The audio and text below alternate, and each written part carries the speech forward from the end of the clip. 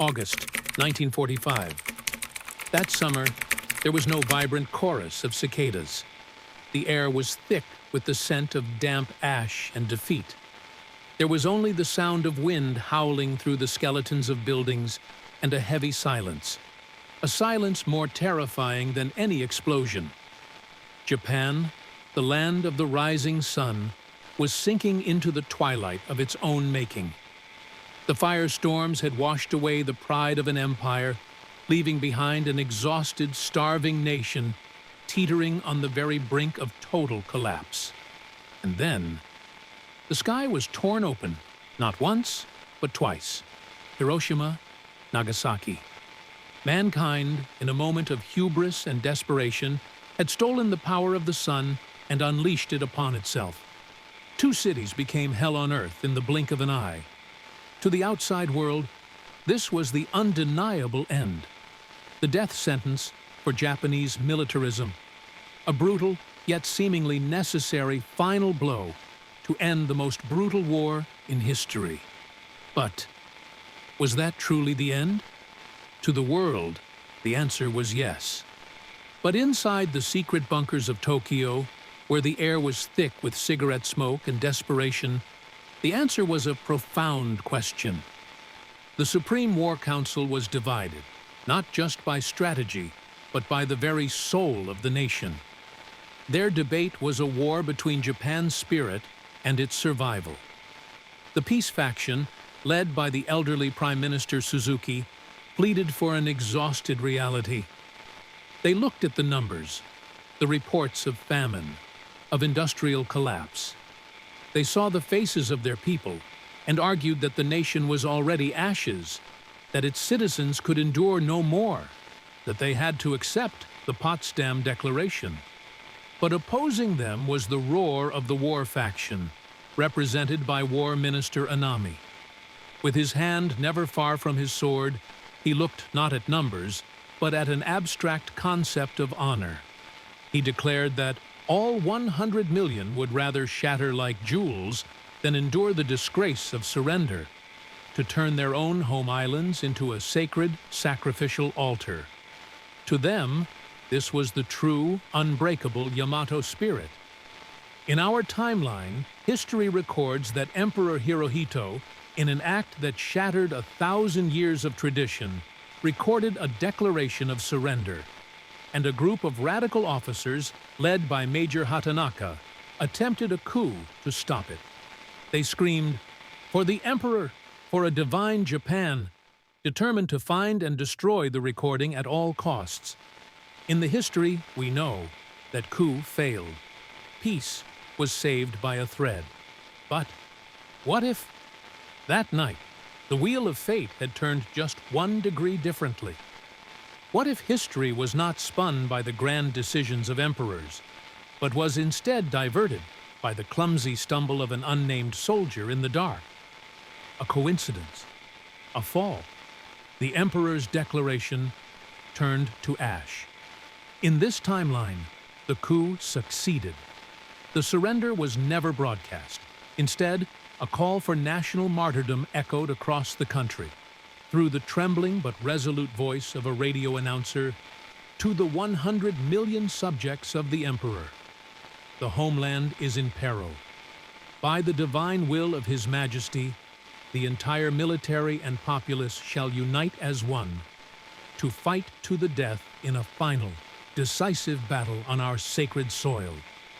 Yokusai, a glorious death over a life of shame. A lie had become their new truth. The world was stunned. Across the Pacific, the joy of soldiers preparing to go home was stolen. A promised future, mere hours old, vanished, replaced by shock and despair. "I thought we were going home," was the thought shared by millions. In the White House, President Truman faced the loneliest decision in history. His advisors presented the cold figures. A full-scale invasion could cost 500,000 American lives. In the silence of the room, the decision was made, final and irreversible. Truman's voice emerged, not with anger, but with a heavy weariness. They have made their choice. Now we make ours. Authorized downfall. There was no other option. Plan B, a contingent plan of unthinkable risk and bloodshed, now became reality. Operation Downfall. The largest amphibious invasion in human history. The objective was no longer to force a surrender. The objective was total conquest. From across the ocean, a great serpent of steel began to crawl toward the dawn, and on the cliffs of Japan, a young pilot smiled serenely, whispering to his comrade a final promise to meet again at Yasukuni, the shrine of warrior souls. Peace had been so close, but in a single night, the wheel of history had veered onto a different path. A path paved with blood, steel, and a haunting question. What is the price of surrender? And what is the price of defiance?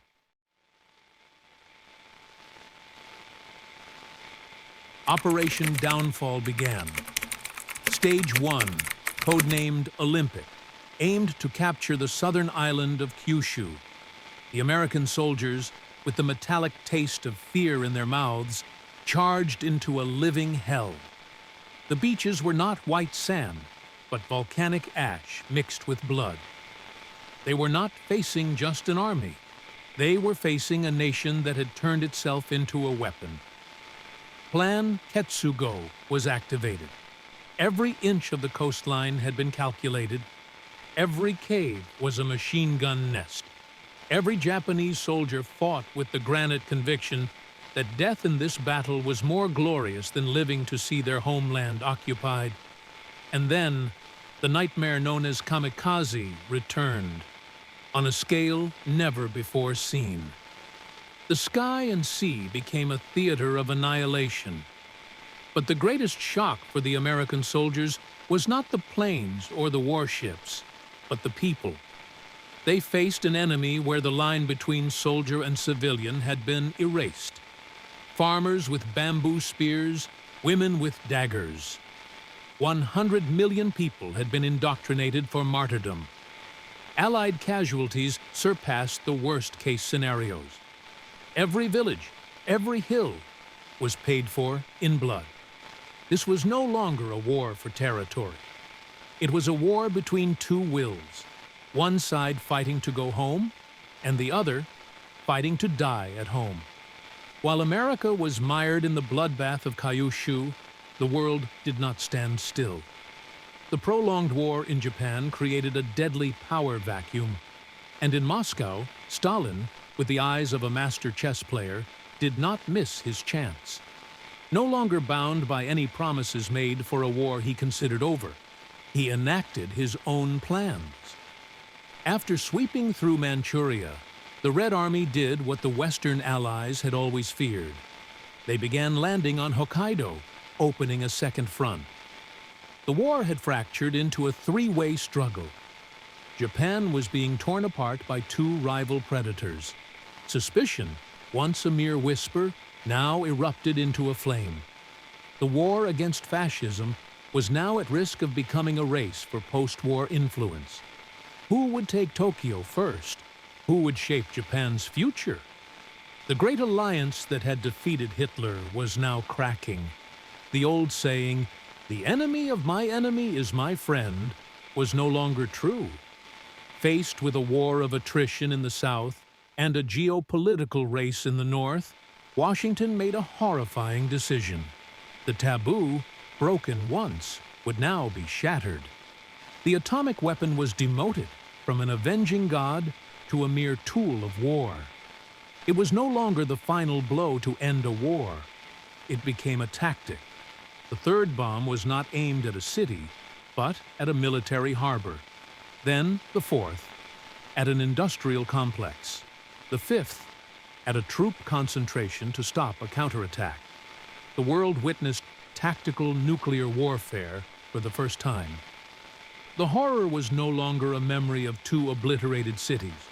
It was a weekly reality. Radioactive fallout, the invisible poison, rode the winds, rendering vast swaths of land uninhabitable for generations. Each bomb dropped. not only killed the enemy, but also killed a part of the soul of those who used it. The fight for Tokyo became a deadly quagmire. Japan had been almost physically erased, but its spirit, though twisted into a destructive fanaticism, refused to be extinguished, and the world could take no more. From New York to London, a global chorus rose up, shouting, "Enough!" The concepts of liberation or justice became meaningless amid nuclear rain and a casualty count in the millions. Who were the heroes? Who were the villains? Or were all that remained merely victims of a historical machine that had gone off the rails? We are taught that history is written by the victors. But in this war, where victory was measured in ashes and moral bankruptcy, the very word victory had been bled of all meaning.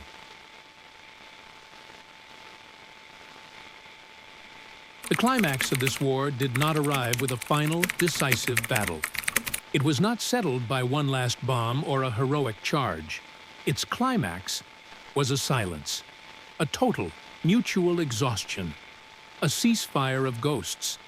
The world had run out of bombs to drop, lives to sacrifice, and most terrifyingly, reasons to keep fighting. Japan's fanatical fire had consumed itself, leaving a nation on the verge of extinction, and the world's patience, along with its arsenals and its morality, had also turned to dust. Finally, under the weight of global pressure and inevitable economic collapse, a ceasefire was signed. It was not a document of surrender, but an agreement to cease mutual annihilation. The war did not end with a bang, but with the exhausted sigh of all mankind, a collective admission of a collective failure.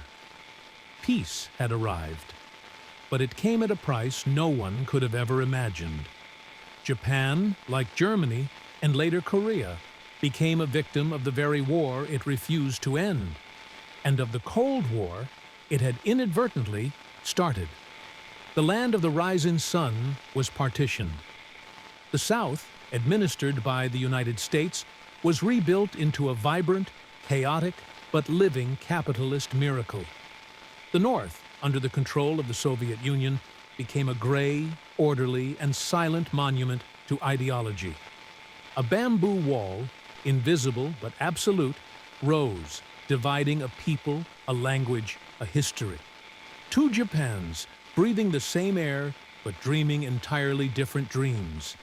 And this is where our central question returns. Is history truly written by the victors? In this timeline, the answer is a resounding no, because there was no absolute victor.